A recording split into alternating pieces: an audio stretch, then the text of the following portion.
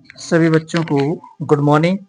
आज हम कक्षा 11वीं फिजिक्स अध्याय 9 तरलों के यांत्रिक गुण इसको प्रारंभ करेंगे। ठीक है ना।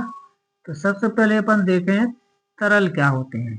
तो तरल होते हैं वे पदार्थ जिनमें बहने का गुण पाया जाता है। वे पदार्थ जिनमें बहने का गुण पाया जाता है, बहते हैं, जो बहने का गुण पाया जाता है, बहने का गुण पाया जाता है, तरल कहलाते हैं। ठीक है ना। अब तरल दो प्रकार के होते हैं बच्चों। एक कहलाते हैं द्रव तरल। द्रव तरल जैसे कि पानी है, तेल है, ग्लिसरीन है, पेट्रोल है, डीजल है। दूसरे कहलाते हैं गैसीय तरल। गैसीय तरल, तो गैसीय तरल ऑक्सीजन हुआ, हाइड्रोजन हुआ, नाइट्रोजन हुआ, ये सभी गैस हैं। और वायु भी, गैसों का मिश्रण भी कहते हैं। ठीक है ना। तो ये तरल कहलाते हैं। अब हम यहाँ पर जो कुछ पढ़ेंगे वो दोनों पर जो नियम हम पढ़ेंगे वो तरल यानी कि गैस के लिए भी होंगे और द्रव के लिए भी होंगे, है ना। दोनों के लिए वो तरल यहाँ पर होंगे। अब अपने पास यहाँ पर दो प्रकार की छोटे छोटे चीजों के बारे में और पढ़ते हैं। यहाँ पर इनको आपको अंदर आवश्यकता पड़ेगी। तो हम पढ़ते हैं प्रणोद के बारे में। प्रणोद क्या कहलाता है। प्रणोद, ठीक। प्रणोद क्या कहलाता है। क्या होता है कि ये जो बर्तन में कोई द्रव भरा होता है, ये द्रव, तो ये द्रव के जो अणु होते हैं लगातार बर्तन की दीवार से टकराते हैं और टकरा करके लौटते हैं। तो जब ये बर्तन की दीवार से टकराते हैं और लौटते हैं तो इनके संवेग में परिवर्तन हो जाता है। तो संवेग में परिवर्तन के कारण ये दीवार पर एक बल आरोपित करते हैं। तो उस बल को ये क्या बोलते हैं, प्रणोद। ठीक है ना। तो किसी पात्र में जो द्रव भरा होता है या कोई तरल भरा होता है और पात्र की दीवारों पर जो बल लगाता है उसको बोलते हैं प्रणोद। ठीक है ना। तो यहाँ पर आपको प्रणोद शब्द याद रखना है। ठीक है ना। कुल बल जो लगता है उसको अपन बोलते हैं प्रणोद। प्रणोद को ही अपन थ्रस्ट भी बोलते हैं। ठीक। अब इसके बाद हमारे पास आता है उत्प्लावन बल या उत्प्लावक। उत्प्लावक बल, उत्प्लावक क्या कहलाता है। तो जब हम किसी वस्तु को पानी में डुबोते हैं, जैसे कि पानी का मतलब किसी भी तरल में, किसी भी लिक्विड में डुबोते हैं। तो जैसे हमने यहाँ पर एक फुटबॉल ली और इसको हमने इसमें डुबोया, तो जैसे ये फुटबॉल अंदर जाएगी, ये फुटबॉल अंदर जाएगी तो पानी को हटाएगी, पानी यहाँ पर हट जाएगा, नहीं हटेगा। ये जैसे अंदर जाएगी तो अपने लिए स्थान बनाएगी तो पानी को हटाएगी। तो जो पानी हटा है वो पानी वापस अपना स्थान प्राप्त करने का प्रयास करता है। इस कारण से इस पर ऊपर की ओर अभिलंब दिशा में एक बल आरोपित करता है, यानी इसको बाहर फेंकने की कोशिश करता है। तो जो पानी यानी जो तरल होता है, तरल के द्वारा ठोस पर जो बल अभिलंब ऊपर की ओर लगाया जाता है उसको बोलते हैं उत्प्लावक बल। और उत्प्लावक बल के कारण वस्तु के भार में कमी आ जाती है। इसलिए आपको पानी में प्रायः वस्तुएं हल्की प्रतीत होती हैं। पानी के बाहर आप कोई बर्तन पानी में डुबोया है तो हल्का है, बाहर निकाला तो भारी हो गया। तो वो सब किस कारण से होता है, उत्प्लावक बल के कारण। तो उत्प्लावक बल क्या होता है, किसी तरल द्वारा ठोस पर ऊपर की ओर लगाया गया बल उत्प्लावक बल कहलाता है। उत्प्लावक बल के कारण भार में कमी आ जाती है। उत्प्लावक बल जो होता है इसका मान हटाए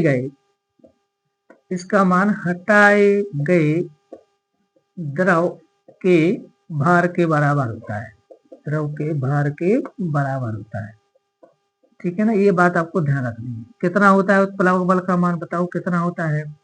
उत्प्लावक बल का मान हटाए गए द्रव के भार के बराबर होता है। तो जितना द्रव ये हटाएगा उसके भार के बराबर उत्प्लावक बल होगा, उतनी ही भार में कमी आएगी। ठीक है। तो उत्प्लावक बल के बारे में आपने जान लिया।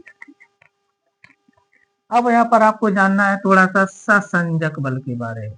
ससंजक बल, ससंजक बल क्या होते हैं, एक ही प्रकार के पदार्थ के अणुओं के बीच कार्य करने वाला आकर्षण बल। एक ही प्रकार के पदार्थ के अणुओं के बीच, पदार्थ के अणुओं के बीच कार्य करने वाला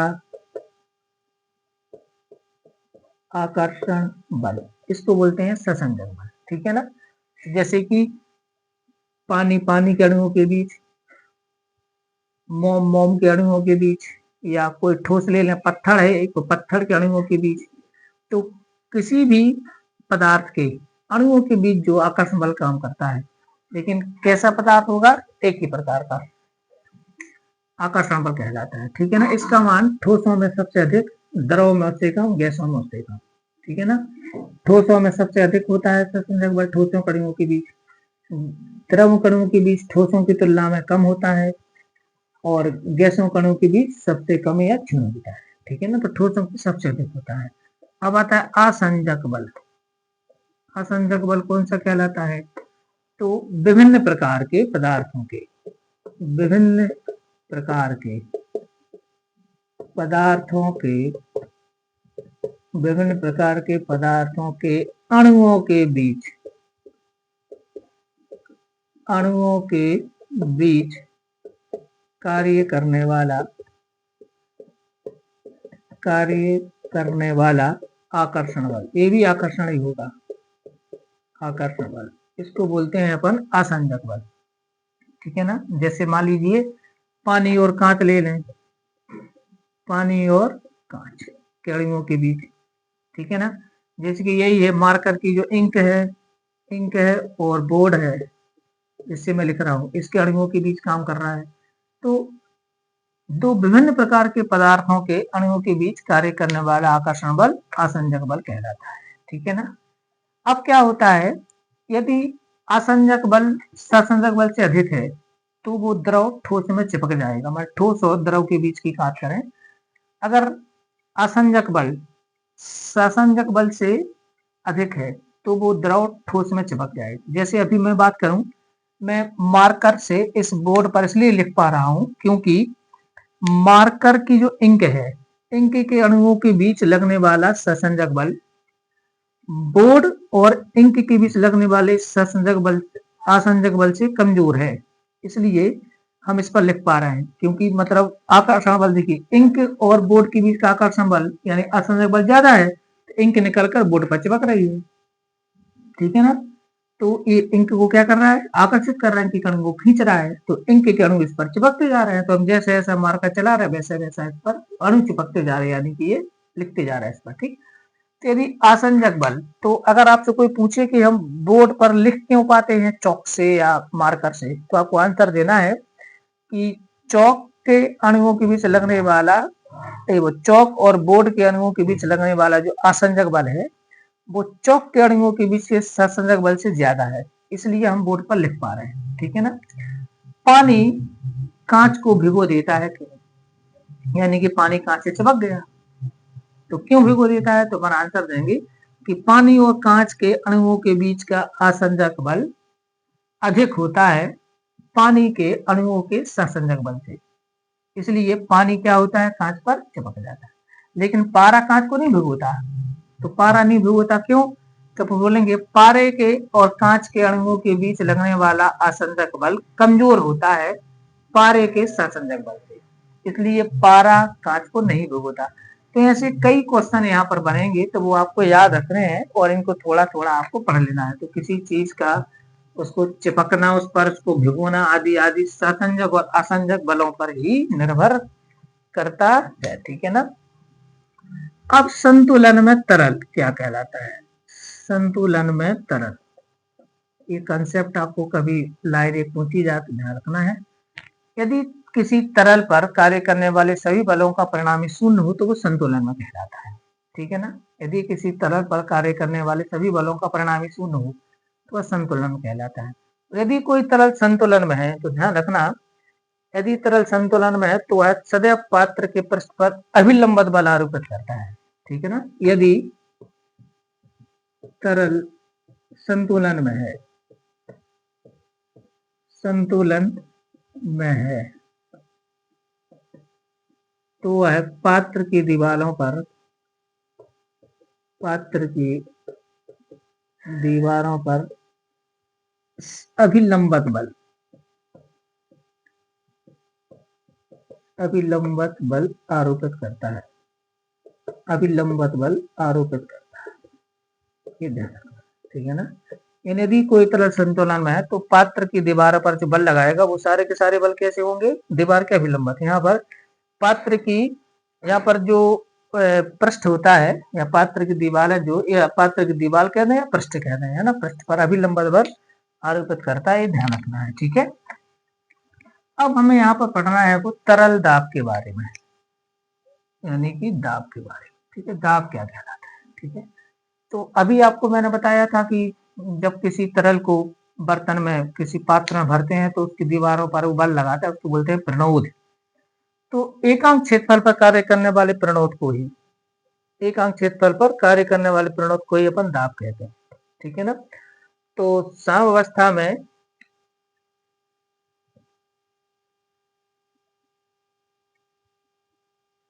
तो अपन लिखते हैं यहाँ पर दाब की परिभाषा को, क्या आ जाएगी दाब की परिभाषा, साम्यावस्था में, साम्यावस्था में मतलब एक प्रकार से आराम से संतुलन वाले, साम्यावस्था में किसी तरल द्वारा, किसी तरल द्वारा पृष्ठ पर, पृष्ठ के एकांक क्षेत्रफल पर, किसी तरल द्वारा पृष्ठ के एकांक क्षेत्रफल पर आरोपित, आरोपित अभिलंबवत, अभिलंबत बल को तरल दाब कहते हैं, तरल दाब कहते हैं, ठीक है। क्या साम्यावस्था में, साम्यावस्था में किसी तरल द्वारा पृष्ठ के एकांक क्षेत्रफल पर आरोपित अभिलंबत बल को तरल दाब या सिर्फ दाब कहते हैं, तरल भी छोड़ दें तो क्या हो जाएगा, सिर्फ दाब कहते हैं, ठीक है ना।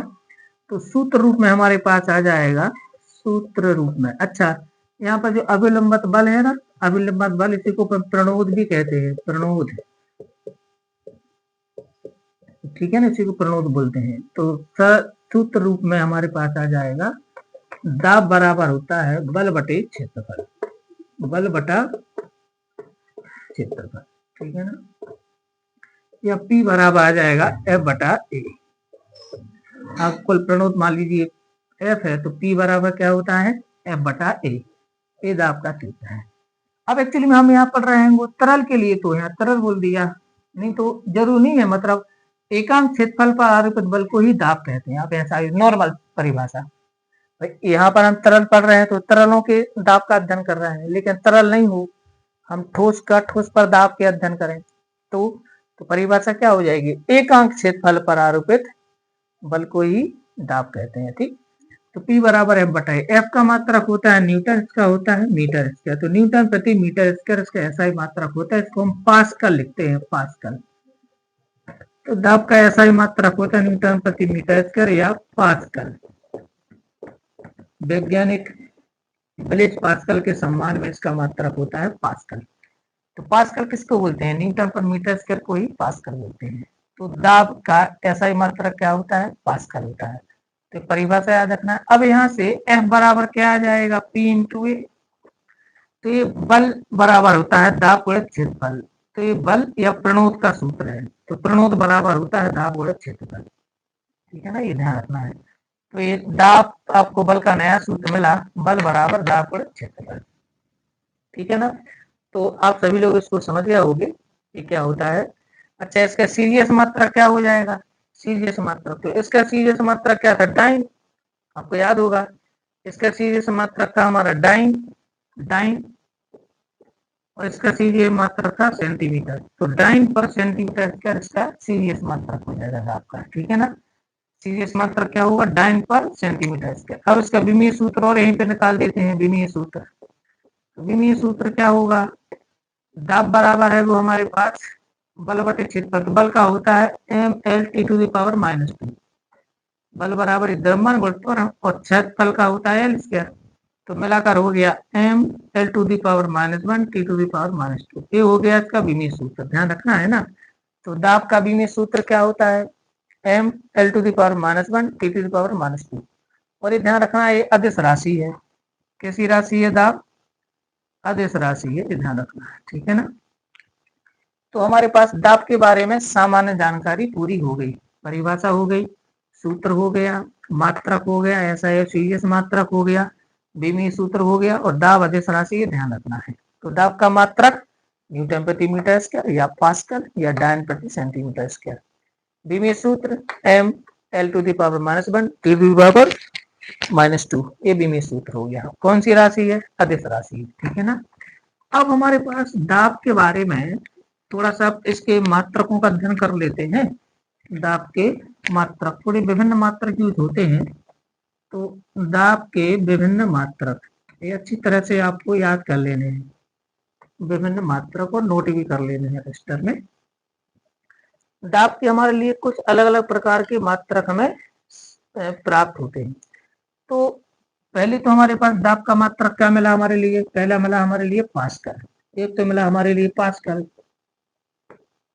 पास्कल या न्यूटन प्रति मीटर स्क्वायर, न्यूटन प्रति मीटर स्क्वायर। पास्कल का संकेत होगा PA और न्यूटन प्रति मीटर स्क्वायर का तो अपन जानते हैं, ठीक है। तो एक तो हमारे लिए पास्कल या न्यूटन प्रति मीटर स्क्वायर मिल गया, ठीक है ना। एक और मात्रक होता है हमारा बार। बार, ये दाब का मात्रक है बार। बार, बार क्या होता है? एक बार बराबर 10⁵ पास्कल। एक बार बराबर होता है 10⁵ पास्कल, ध्यान रखना। तो दाब का हमें एक मात्रक क्या मिला? विशेष मात्रक बार।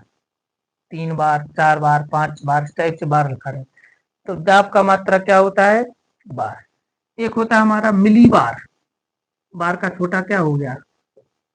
मिली बार। मिली बार भी यूज करते हैं इसका मात्रक, मिली बार। तो 1 मिली बार कितना होगा? 1 मिली बार बराबर 10⁵2 पास्कल, ठीक है ना, 100 के बराबर। तो 10⁵2 पास्कल, ठीक है ना। अब एक और मात्रक होता है हमारे पास टॉर। दाब का एक और मात्रक क्या होता है? टॉर, ध्यान रखना, टॉर। अब टॉर क्या होता है? एक टॉर बराबर होता है, एक टॉर बराबर होता है 132.32 133.32 पास्कल, ये होता है, ध्यान रखना। एक टॉर बराबर 133.32 पास्कल। तो जी हमारे पास एक और मात्रक हो गया, ठीक है ना। तो कितने मात्रक मिल गए? पास्कल मिला, न्यूटन प्रति मीटर स्क्वायर मिला, डायन प्रति सेंटीमीटर स्क्वायर भी मिला था, बार भी मिला, मिली बार मिला, टॉर मिला, और एक और होता है वायुमंडल। इसका एक और मात्रक अपन यूज करते हैं वायुमंडल। वायुमंडल, एटमॉस्फेयर, ATM अकेला लिख देते इसको, है ना, एटमॉस्फेयर प्रेशर, ATM। और एक वायुमंडल कितना होता है? एक वायुमंडल दाब होता है 1.0, मतलब एक वायुमंडल दाब बराबर होता है, एक वायुमंडल दाब बराबर होता है 1.013 इंटू 10⁵ पास्कल, ये इसका मान है, ठीक है ना। तो एक वायुमंडल दाब का मान होता है 1.013 × 10⁵5 पास्कल। तो ये है दाब के विभिन्न मात्रक, बच्चों अच्छी तरह से आपको नोट कर ले, इंपॉर्टेंट है। पास्कल, बार, मिलीबार, टॉर, और सबके मात्रक, सबका मान पास्कल में। एक बार बराबर 10⁵ पास्कल होता है, एक मिली बार 10⁵2 पास्कल, एक टॉर बराबर 133.32 पास्कल, और एक वायुमंडल बराबर 1.013 × 10⁵5 पास्कल। तो ये हमारे पास दाब के विभिन्न मात्रक हैं। तो आशा है आपको ये समझ में आ गए होंगे, ठीक है। अब दाब का जो हमारे पास सूत्र है, दाब बराबर अपन ने देखा, दाब बराबर होता है बल बटे क्षेत्रफल, बल बटा क्षेत्रफल, यानी कि F/A, ठीक है, F/A। तो यानी कि जो P होता है वो A के व्युत्क्रमानुपाती होता है, ये ध्यान रखना है। जो P होता है वो A के कैसा होता है? व्युत्क्रमानुपाती होता है P, ठीक है ना। तो इससे हमें क्या, जैसे P A के व्युत्क्रमानुपाती होता है, मतलब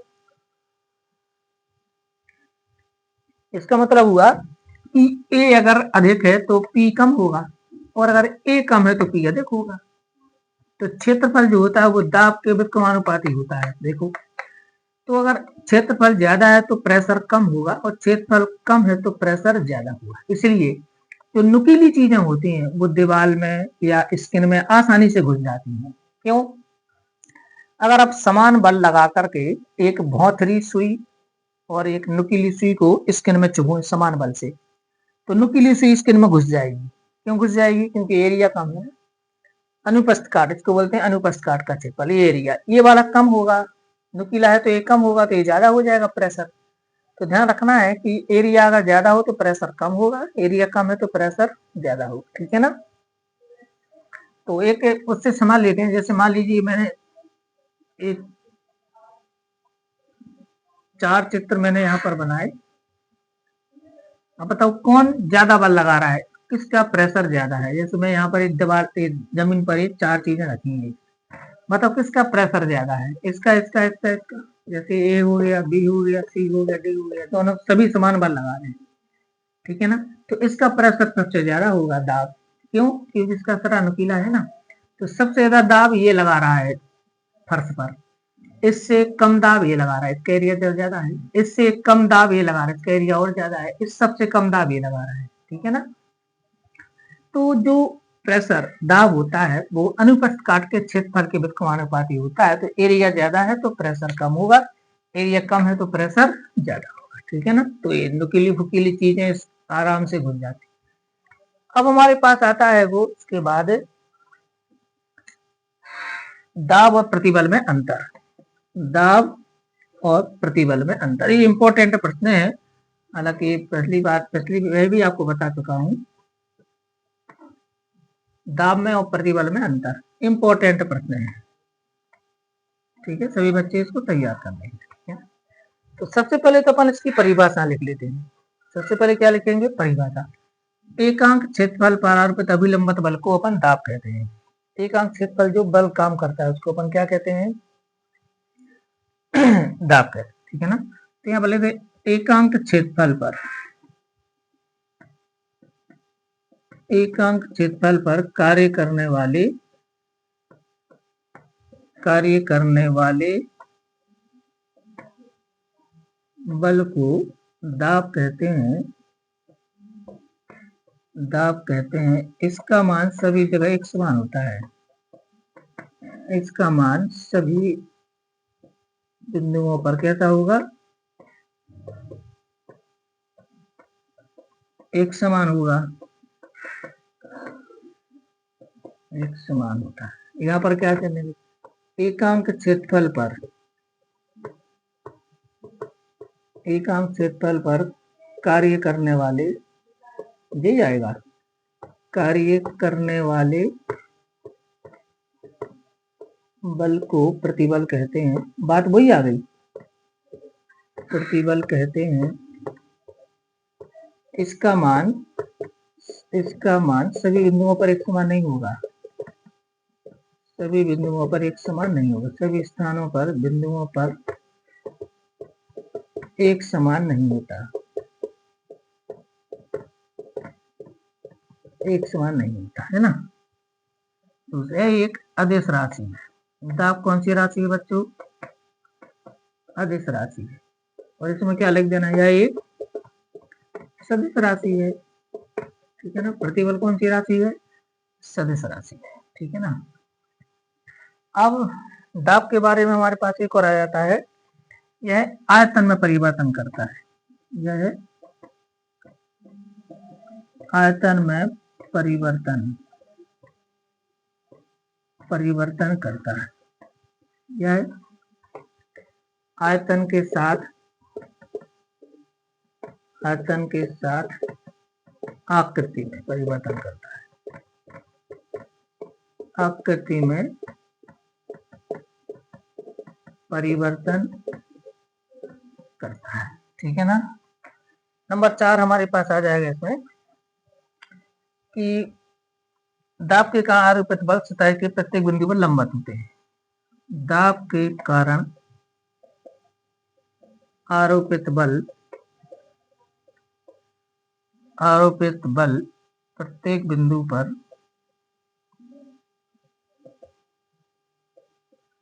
अभिलंबवत होता है। कैसा होता है? और इसमें क्या आ जाएगा? अभिलंबत आवश्यक नहीं, अभिलंबत हो आवश्यक नहीं, आवश्यक नहीं, ठीक है ना। तो ये हमारे पास कुछ अंतर हैं। और भी अंतर आपके पास मिल सकते हैं, मतलब जैसे कि दाब जो है, अगर दाब पदार्थ के अंदर क्यों कार्य करता है तो धनात्मक, बाहर क्यों कार्य करता है तो ऋणात्मक होता है। मतलब ये पॉजिटिव नेगेटिव होता है, पॉजिटिव नेगेटिव होता है,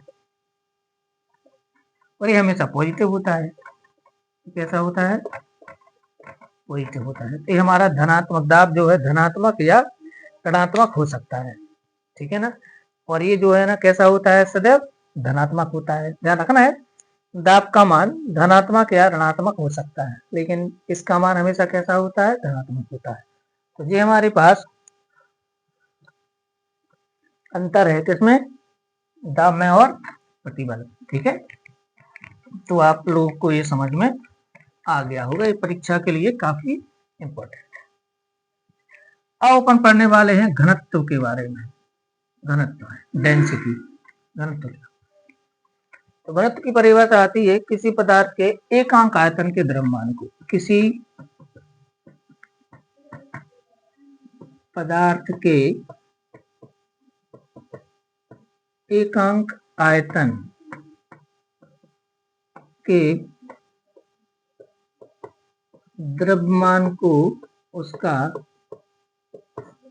घनत्व कहते हैं।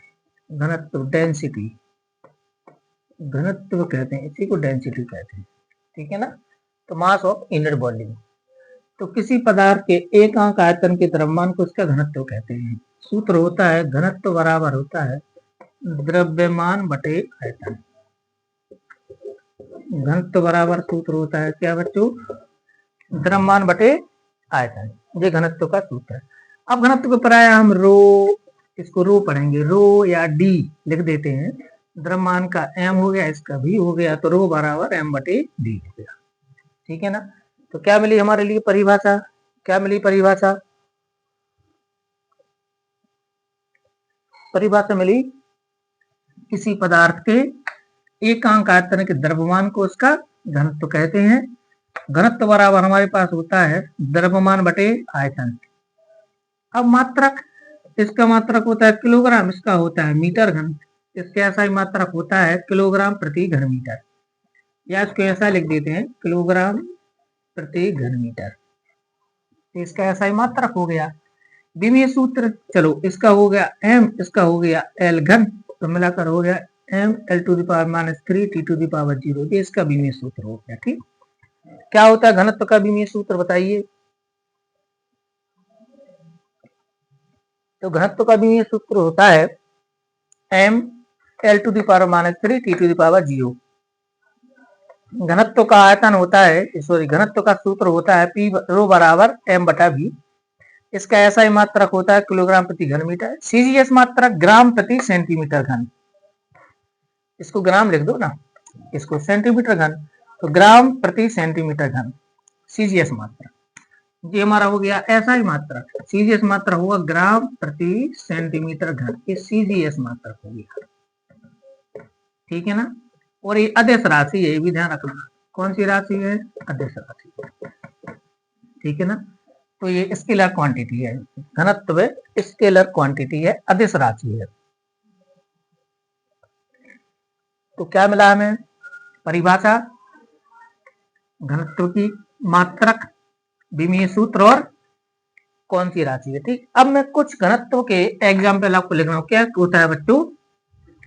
किसी पदार्थ का घनत्व जितना ज्यादा होगा उतना ज्यादा भारी होता है, भारी होता है। तो कुछ घनत्व, मैं कुछ पदार्थों के आपको घनत्व बता रहा हूं, ये आपको ध्यान रखना है। क्यों? क्योंकि आगे जब अपन पढ़ेंगे तो बहुत काम की चीज होगी, है ना। कुछ पदार्थों घनत्व, जैसे कि जल है, जल, पानी, इसका घनत्व अपन लेते हैं 1 × 10⁻³ ठीक है ना, घनत्व किलोग्राम प्रति घन मीटर है ना, याद रखना, किलोग्राम प्रति घन मीटर है, किलोग्राम प्रति घन मीटर। तो हो गया जल का घनत्व। तो जल का घनत्व 1 किलोग्राम प्रति घन मीटर में इतना होता है। समुद्र जल जो होता है ना, समुद्र का जल, समुद्री जल बहुत खारे होता है ना, खारा। तो समुद्री जल का घनत्व होता है 1.03 है, 1.03 इंटू 10⁻³ मात्रक ये रहेगा। फिर जो पारा होता है ओहो, इसका होता है 13.6 10⁻³ ठीक है ना। फिर एथिल अल्कोहल, रक्त दे लेते हैं, चलो रक्त का औसत घनत्व होता है, रक्त 1.29 ठीक है ना, इतना। और ऑक्सीजन का होता है, नहीं, रक्त का होता है 1.06, सॉरी 1.06 इंटू 10⁻³ और अब लेते हैं अपन वायु। वायु मतलब कई गैसों का मिश्रण जो हमारे आसपास है, इसका होता है 1.29 अप्रोक्स। और ऑक्सीजन का ले लें अपन, तो ऑक्सीजन का हमारे पास होता है 1.43। हाइड्रोजन का ले लें हम, ध्यान देना बच्चों, हाइड्रोजन का होता है 9 इंटू 10⁻², 9 इंटू 10⁻², ठीक है ना। तो ये हमारे पास कुछ डेंसिटीज हैं। अब इससे हमें क्या फायदा होगा इसको पढ़ने से, देखो इसमें देखें आप, तो पारी का घनत्व बहुत ज्यादा होता है। तो पारा जो है ना, जल से बहुत ज्यादा भारी होता है, ध्यान रखना, बहुत ज्यादा भारी होता है, मतलब 13.6 गुना भारी होता है, 13.6 गुना भारी। छोटा सा भी पारा हो तो काफी भारी लगेगा आपको, पानी से 13.5 गुना ज्यादा हैवियर होता है। समुद्र जल का घनत्व जल से ज्यादा होता है। जितने ज्यादा घनत्व की लिक्विड होगा उसमें तैरना उतना आसान होता है, आगे अपन को काम आएगा। जितना ज्यादा घनत्व हो उसमें तैरना उतना आसान होता है, ठीक है ना। तो जो सामान्य जल अपन यूज करते हैं वो 10⁻³ समुद्र जल का 1.03 10⁻³ से थोड़ा सा ज्यादा, पारे का 13.6 10⁻³, रक्त का 1.06 10⁻³ होता है। तो ब्लड का जो डेंसिटी है वो वाटर से, जो सी वाटर है उससे थोड़ी ज्यादा होती है। प्राय क्या होता है, अधिक घनत्व वाली चीजें कम घनत्व वाली चीजों में डूब जाती हैं। तो अगर हम पानी की रक्त की बूंद पानी में डालें तो उसमें घुल जाएगी, नीचे जाकर नीचे चली जाएगी, डूब जाएगी। कारण क्या होगा, क्योंकि उसका घनत्व ज्यादा होता है, ठीक है ना। तो ध्यान रखना आप लोग कि कम घनत्व वाली चीजें अधिक घनत्व वाली चीजों पर तैरती हैं, अधिक घनत्व वाली चीजें कम घनत्व वाली चीजों में डिप कर जाती हैं। यहाँ देखिए जरा, वायु ऑक्सीजन, तो वायु का घनत्व एक्चुअली में कैसा है, वायु का घनत्व कम है, ऑक्सीजन का थोड़ा ज्यादा है, इसलिए ऑक्सीजन वायु में नीचे की ओर आ जाती है। तो हमारा वायुमंडल है तो इसमें ऑक्सीजन हमेशा कहाँ आती है, नीचे की ओर, नीचे रहते हैं ना, लेकिन ऊपर की ओर जाए तो ऑक्सीजन नहीं मिलेगी। कारण क्योंकि ऑक्सीजन का घनत्व वायु की तुलना में थोड़ा अधिक है, तो ऑक्सीजन कहाँ आएगी, नीचे आएगी। क्यों, क्योंकि अधिक घनत्व वाली चीजें कम घनत्व वाली चीजों को डिप कर जाती हैं, तो ऑक्सीजन आपको नीचे वाले हिस्से में मिलेगी वायुमंडल में। ऊपर जाओगे ऑक्सीजन की कमी होने लगेगी। हाइड्रोजन का घनत्व देखिए इनमें सबसे कम है, तो हाइड्रोजन बिल्कुल ऊपर चली जाएगी। तो आपने कहा हाइड्रोजन बलून बनाए थे, तो उसमें हाइड्रोजन गैस भरते हैं तो उड़ करके वायुमंडल की सीमा में चले जाते हैं ऊपर। क्यों, क्योंकि उसका घनत्व कम होता है ना, तो कम घनत्व वाली चीजें अधिक घनत्व वाली चीजों में थोड़ी डूबती हैं, ऊपर आ जाएंगी। तो ये सारी चीजों के एग्जाम्पल आपको यहाँ से मिलते हैं। पर आपको एक याद रखना है, जल का, समुद्र जल का, पारे का, रक्त का, तो वायु का, इतने आपको याद रखना है घनत्व के एग्जाम्पल, ठीक है ना। अब यहाँ पर हम कवर करते हैं आपेक्षिक घनत्व के बारे में। आपेक्षिक घनत्व क्या होता है, आपेक्षिक घनत्व, रिलेटिव डेंसिटी, आपेक्षिक घनत्व, ठीक है ना। तो किसी पदार्थ के घनत्व मतलब जो है, और पानी घनत्व का जो रेशियो होता है, ठीक है ना। तो किसी पदार्थ के घनत्व, किसी पदार्थ के घनत्व 4 डिग्री सेल्सियस पर, 4 डिग्री सेल्सियस पर पानी का सबसे ज्यादा हो, तो इसलिए 4 डिग्री सेल्सियस पर जल के घनत्व के अनुपात को उस पदार्थ का आपेक्षिक घनत्व कहते हैं। निष्पत्ति बोल सकते हैं। किसी पदार्थ के घनत्व व 4 डिग्री सेल्सियस पर जल के घनत्व के अनुपात को, इनकी निष्पत्ति को जो है अपन क्या कहते हैं, उसका पदार्थ का आपेक्षिक घनत्व कहते हैं। तो यहाँ पर लिखेंगे पदार्थ का आपेक्षिक घनत्व बराबर सूत्र रूप में पदार्थ का आपेक्षिक घनत्व बराबर होता है पदार्थ का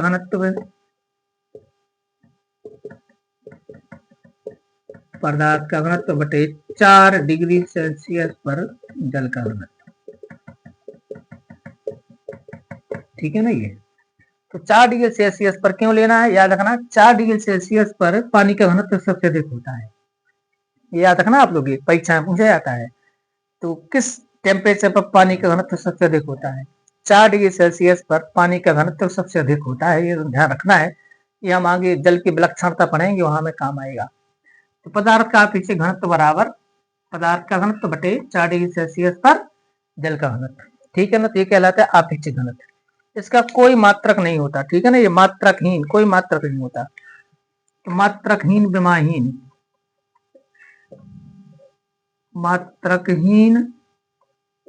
विमाहीन धनात्मक राशि है। ध्यान रखना आप लोग, है ना। आपेक्षिक घनत्व कैसी होती है? मात्रकहीन, कोई मात्रक नहीं होता। विमाहीन, कोई विमीय सूत्र नहीं होता। और पॉजिटिव होता है हमेशा। आपेक्षिक घनत्व आपको बताता है कि कोई पदार्थ पानी की तुलना में कितना भारी है, कितना हैवियर है पानी से। तो पानी से वो कितना हैवियर है, पानी से कितना भारी है, ये चीजें हमें आपेक्षिक घनत्व से पता चलती हैं। तो रिलेटिव डेंसिटी। तो ये हमारे पास आज इतनी चीजें हमने कवर की। कल के लेक्चर में बच्चों, कल जो पढ़ेंगे हम, उसमें हम गहराई में दाब की गणना करेंगे। पानी के अंदर जाते हैं गहराई में, तो दाब कितना होता है उसकी गणना करेंगे। और साथ में पास्कल का नियम जो बहुत इंपॉर्टेंट है, उसको पढ़ेंगे, प्रूफ करेंगे। ठीक है। सभी को नमस्कार।